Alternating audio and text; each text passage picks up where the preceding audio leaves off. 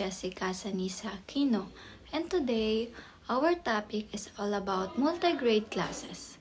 So, sa maraming lugar, ang education system ay nakaayos na. Ang mga student ay umaakyat mula grade to grade kasama ang mga kaedad nila. Ito ang tinatawag na monograde classes. Pero sa ibang lugar, minsan kulang ang bilang ng mga estudyante para makabuo ng isang grade level. Ang dahilan nito ay tulad ng geographic location, malalayong lugar, or mababa yung population density. Konti lang ang tao sa isang lugar.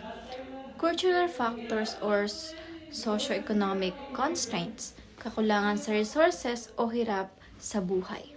So, dahil dito nabuo ang multi-grade classes. So, what is multi-grade classes? Ang multi-grade classes sa isang klase kung saan ang isang guro ay nagtuturo ng dalawa o higit pang grade level ng sabay. Example is, kunyari, grade 2 and grade 3 ay nasa isang classroom at isang teacher lang yung naghahawak sa kanila. Multi-grade classes is not a new concept. Di siya bago. Ginagawa na ito sa maraming bansa, lalo na sa mga rural and remote areas. So, sa Pilipinas, ito ay bahagi ng effort ng Department of Education or DepEd. Multi-grade classes is a common setup in the Philippines, lalo na sa mga malalayong lugar o maliliit na community. Madalas, kulang ang bilang ng teachers at classroom kaya kinakailangan pagsamahin ang mga bata mula sa iba't ibang grade level sa iisang klase. Ang pangunahing purpose nito ay maabot ng education ang lahat ng bata kahit pakulang yung school resources tulad ng classroom at teachers. Sa pamamagitan ng multi-grade classes ay hindi naiiwan ng mga batang nakatira sa remote o geographically isolated areas. Good day, sir. Today I will tackle about the importance of multi-grade classes. So, first one is promotes collaborative learning among students of different ages. So, here is the multi-grade teaching students of different ages and grade levels in the same classroom. So, here there is important benefit which is nagpo-promote sila ng collaborative learning in a natural and effective way. The second is encourages independent learning and peer tutoring. Here is helping students learn by themselves and learn from it and also learn from each other. So, example is me and my friends. So, halimbawa, kinabukasan magkakaroon kami ng quiz which is we decided to review. So, in our review, we parang nagpapalitan kami ng question and nagpapalitan ng sagot. In that way, natututo kaming dalawa and nare-review na para sa quiz tomorrow. Yes. So, next is helps maximize resources in rural or remote school. So, here, maximizing resources in rural school means using what they have in the best way possible to give students good education. So, halimbawa is this tablet. This tablet is galing sa school which is binigay nila ito para makatulong sa aming mga student. So, nakakatulong siya and for me, it's very convenient na binigyan nila kami ng tablet para makatulong sa school namin. And as you can see, nagagamit ko talaga siya in a possible and positive way. Lastly is the ensure access to education for all children. So, they making sure that every child can go to school whatever they background or whatever kahit saan man sila galing. Next is the challenges in multi-grade classes. Number 1 is teacher workload. Planning lessons for multiple grade levels can be overwhelming. So, here, isang teacher is may handle siya na iba't ibang level which is it very difficult for him na aralin yung iba't ibang lesson ng iba't ibang grade levels. Halimbawa na grade 4, grade 3, grade 2, yung tinuturuan mo. Then, syempre, lahat yun, may iba't ibang lesson na aaralin mo pa yung isa-isa. Syempre, nagtitake time din siya for you to understand agad yung mga lesson na ituturo mo sa mga student mo. Next is the differentiated instruction. Students have different learning phases and abilities. So, dito yung mga student ay magkakaiba na ng mga abilities pagdating sa pag-aaral, skills, and meron sila iba't ibang mga parang iba't ibang ability, interest, and skills when it comes to school. Halimbawa, yung isang student ay magaling mag-cope agad ng lesson and yung isang student is sakto niya lang na nakukuha yung lesson and yung isang student is nahihirapan siyang i-cope agad yung lesson which is nagkukos din sa'yo ng difficulties na hindi lahat talaga ng student is magkakaparehas ng learning skills or abilities na mabilis nilang nakukope yung lesson mo. And next is the limited resources. Lack of teaching materials and facilities assessment.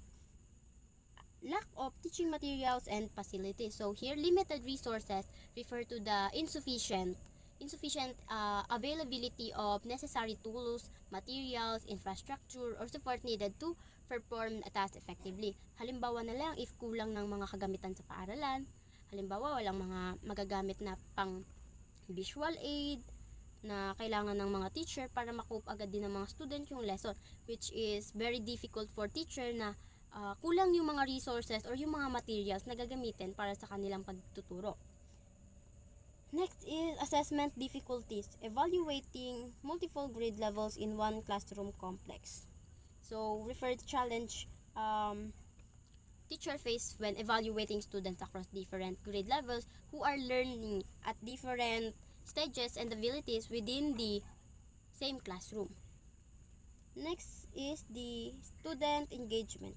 Lastly is the student engagement, which is they keep all student focus is simultaneously is challenging. Good morning, everyone. I am Sarah Jane Ditigamon, and now let's talk about the strategies to overcome challenges in multi-grade teachings.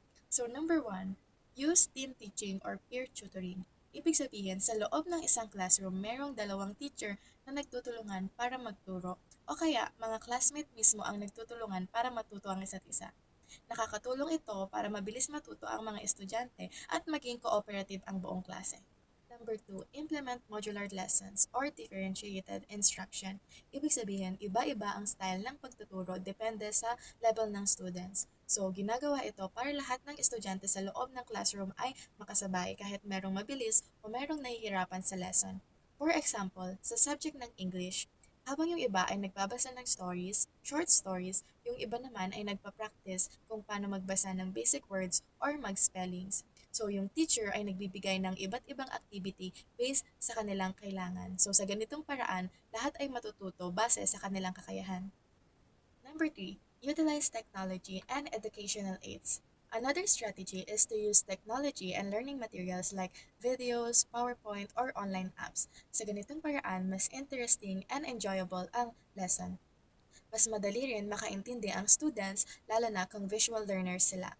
For example, sa science subject, pwedeng gumamit si teacher ng video sa YouTube or yung PowerPoint animation na ipapakita niya kung paano umiikot yung mga planeta sa solar system. So sa ganitong paraan, mas madaling maintindihan ng estudyante dahil nakikita nila mismo kung ano yung tinuturo at hindi lang puro sulat or binabasa. Number 4, regular teacher training and professional development. Dapat ang mga teacher ay mayroon pa rin continuous learning tungkol sa pagtuturo. Yung mga seminar at workshop, maaari silang makakuha doon ng mga bagong teaching strategies na pwede nilang gamitin sa kanilang pagtuturo para mas maging epektibo ito at mas maging updated sila sa kung anong mga strategies ang pwede nilang gamitin. For example, si teacher ay umattend ng DepEd seminar tungkol sa paggamit ng ICT tools sa classroom. So, after ng seminar, pagbalik niya sa pagtuturo or pagbalik niya sa classroom niya, pwede niyang gamitin yung nalaman niya para gumawa ng interactive PowerPoint game or online quizzes sa mga estudyante niya. So, in this way, mas nagiging engaging yung lesson at mas may intindihan ng mga student. Last, number 5, promote active learning through group activities and project. So, we can promote active learning through group activities and project. So, sa ganitong paraan, mas natututo yung student na makipagtulungan sa kapwa niya estudyante at mag-share ng kanilang ideas. Nakakatulong din ito para maging confident sila at maging cooperative sa loob ng classroom. So, for example, sa Araling Panlipunan, kunwari, nagbigay yung teacher ng project sa kanila na gumawa ng mini poster tungkol sa kultura ng Pilipinas. So habang ginagawa nila iyon, nagpapalitan sila ng mga ideas kung ano yung pwede nilang i-drawing or ilagay sa poster. Sa ganitong paraan, magtitiwala sila sa isa't isa at natututo sa mga ideas na binibigay ng bawat isa. So in conclusion, ang team teaching, modular lesson, technology use, active learning, and teacher training, ito yung mga strategies na pwede natin gamitin para mas mapadali at maging effective ang pagtuturo natin sa multi-grade teaching. So now, let's move on to the multi-grade teaching in the Philippines. So ang multi-grade teaching sa Pilipinas ay common sa mga rural or remote area kung saan mababa ang bilang ng mga estudyante. So for example, ang isang teacher ay nagtuturo ng dalawang grade level like grade 4 or grade 3 kasi ang bilang ng estudyante nila ay mababa lang. So pinagsasama na sila sa isang classroom. So ang multi-grade teaching ay bahagi ng DepEd Multi-Grade Education Program or yung MGEF. So ang layunin nito ay bigyang tulong ang mga guro para magturo ng isa o higit pang grade level ng sabay-sabay. So meron naman silang natatanggap na support sa DepEd ng training and learning materials para mas maging madali at effective yung pagtuturo nila. So ano bang goal ng multi-grade teaching? So ang goal ng multi-grade teaching ay mabigyan pa rin ng quality education ang mga bata sa mga rural area or yung malayo sa syudad. No? Kahit malayo sila, mayroon pa rin silang opportunity para makapag-aral at makapagtapos ng pag-aaral. Next is example of school that practicing multi-grade classes in the Philippines. First, Western Tarlac Adventist Multi-Graded School, located in Tarlac. Next is Aliminos Adventist Multi-Graded School, located in Pangasinan. Lastly, Manaog Adventist Multi-Graded School, located in Manaog, Pangasinan. So this school is practicing a multi-grade classes and implementing it right. Conclusion. So, multi-graded classes are essential in remote and rural areas. Challenges exist, yes, but strategies like different instruction is a way to improve it. So, ang multi-graded class is maganda at malaking way para matuto pa rin ng mga estudyante sa mga remote and rural areas. Maraming challenges at hirap na kinakaharap ng pagtuturo or pagpapractice ng multi-grade classes. But still, with the right strategies and different instruction like groupings, different learning materials, module, they can implement it correctly. Here in the Philippines, maraming successful school na i-implement or nagpa-practice ng multi-grade classes, showing na gumagana at malaking way to with proper support and guide from the government.